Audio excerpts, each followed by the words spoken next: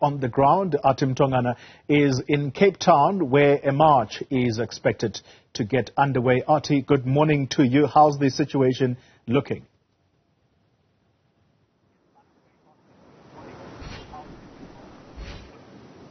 Well, let me first update you, Xoli, with information that we received from the Economic Freedom Fighters provincial chairperson, that being Athi Mtongana, telling us that they began from midnight and that there are two people that he's aware of that have been arrested, one in Dunoon and another in Nyanga. So those are two separate communities where right now as we speak are standing by, gathering EFF supporters and those who want to be part of this national shutdown, gathering to anticipate, of course, the march that will start here in Keizersgracht in Cape Town, where they'll be marching to the Cape Town CBD. That's where we are right now. So that's the information we received from Dame, saying that two of their members were arrested, but wait for the police in the province to confirm the number of people that have been arrested. There haven't been any violent incidents that we've heard of,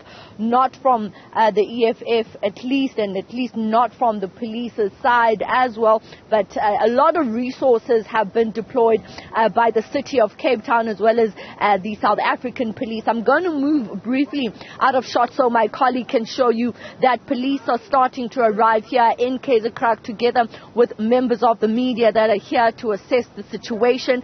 So when the provincial police commissioner Thembisile Patekile briefed members of the media, he was tight-lipped about the number of police officers that will be put on the ground, the boots that have been deployed on the ground. He did not want to say exactly how many they will be deploying. You will recall that he was in that press briefing together with the Premier of the Western Cape, Ellen Wendy, and so it's a joint effort from all law enforcement agencies in and around the Western Cape.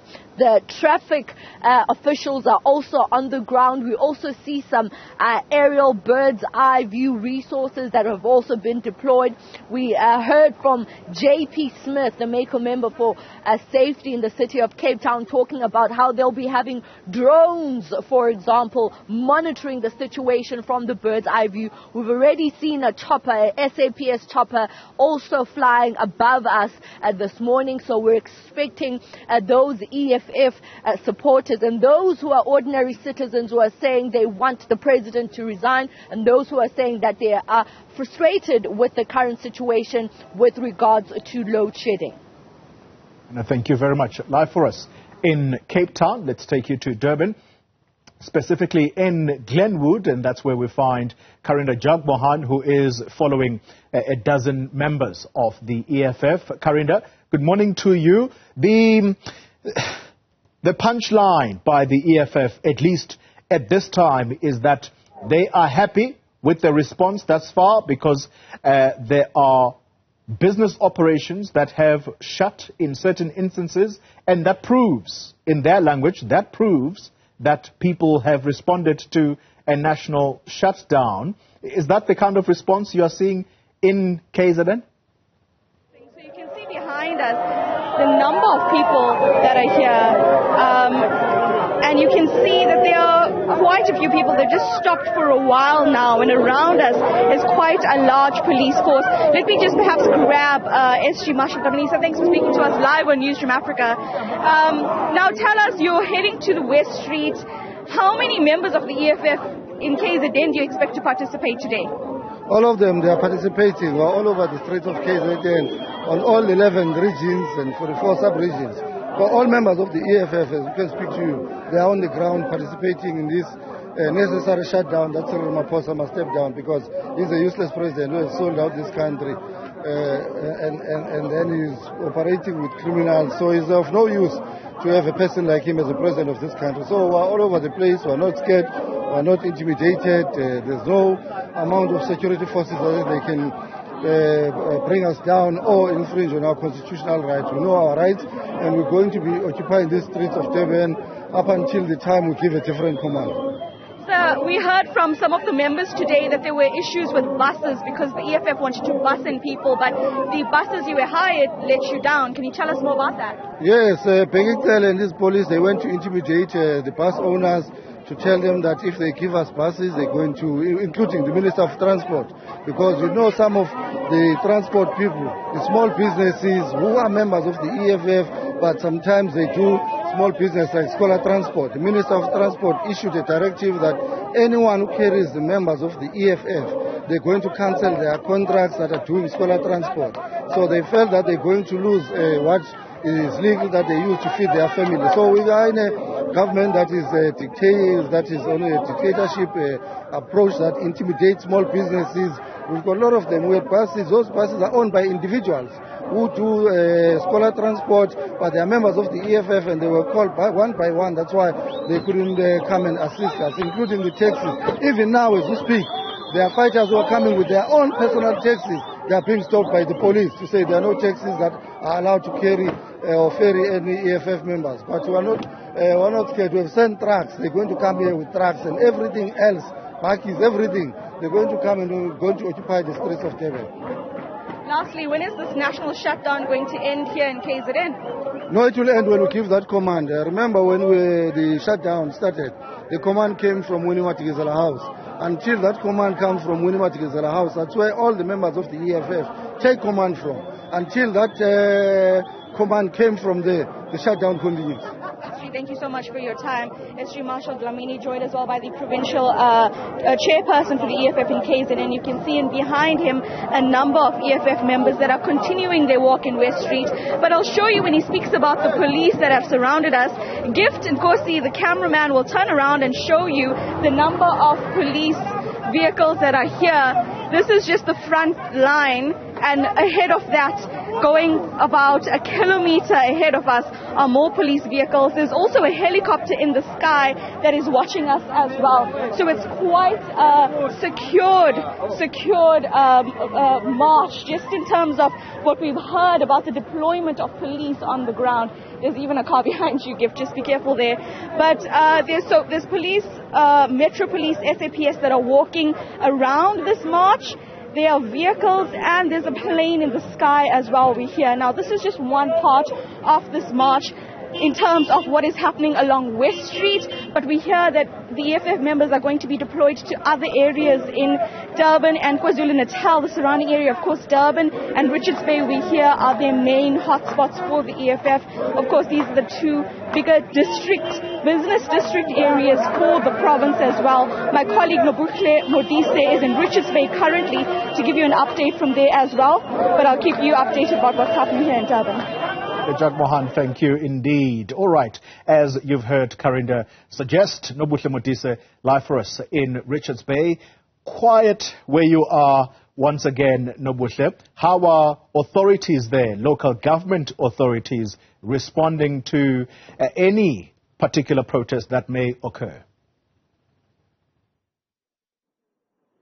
Indeed, Xoli, it's still quite quiet here. We're seeing police presence in every corner that we turn in, especially on the roads that are leading to the port. But like I said, it's quiet. We're not seeing any members on the ground. I did try and call the Secretary General of the EFF, Mr. Marshal Dlamini, and spoke to him about when or where these members are. And the only thing that he could tell me was that the day is still very young. They're still going to come out in their numbers. And he can't say anything to us, obviously saying that we might let the police in on that information, but telling me that the day has only just begun and they have the entire day to get through with their shutdown. So that's the information that he's given me over the phone regarding whether members will be meeting here in Richards Bay. But I also want to bring into the conversation the communications manager for the city of Umhlathuze, Bongani Gina, and just speak to him about the contingency plans that they had ahead of this shutdown. And we're seeing, like I said, that there aren't any members of the EFF on the ground. Thank you very much for joining us. Thank you so much and greetings to you. As you just put it, indeed, using the judgment that was issued by the court, we also added some of our own amendments according to our city bylaws, and we made sure that we send that communications to the regional secretary of the EFF in this region. And we did make it clear to them that what we want, it's for them to tell us a point of departure if ever they're going to have any public gathering, because our bylaw demands that they notify our security officers in terms of that, so that we can also plan our traffic officers if they need to be guided and to be accompanied by them. But for now, we did not get any application from them. We did not get any communique from them to say, this is where we're planning to meet at this time, and we're planning to use this route and at which point. So since we never got or received any of that communication, we don't really expect any movement or any march or protest from the EFF to take place here. As we did assure our citizens that we'll make sure that they're protected and that their rights are not infringed upon and that they are safe. And indeed, if you drive to the CPT, you will see that it's business as usual indeed. People are going about doing their business, people are working, and those who are doing their shopping, shops are open, the mall is open, people are doing their shopping, and we appreciate that. I mean, that's what we want, and we applaud everyone for making sure that there's peace, there's stability, and all is good. Indeed, some aspects of the economy are still running in the city of Mhlathuze, but the big one being the port there by the coal terminal, where we always see snaking queues of trucks, and that is not happening today. So business is not running as usual there. I know that Transnet made contingency plans as well for that, and some people were told not to send their trucks here. As regards with this coming to the city, are you aware of these contingency plans, and what are you doing to make sure that the port is protected at this point? I see, obviously, the police presence is high. Yes, definitely. Well, the port has its own plan and contingency plan, of which they have communicated it to the city, and we are aware of it, and we're working together with them to make sure that the port is protected indeed. As you can see, the cars that are coming into Richards Bay, they are being searching for weapons, searching for anything that may be dangerous, and we ask you where you're going, not that just to make sure that our citizens are protected, and that infrastructure, the ports, and all the other IDZs, the business, everything is protected. We're happy for now. I mean, if the truck owners, they decide not to send stuff and their goods, and because they fear for their safety and the safety of their drivers, well, we can't really say anything to them or force them to send their trucks in. It's their decision. But we did tell them that the city will be safe, and it is indeed safe.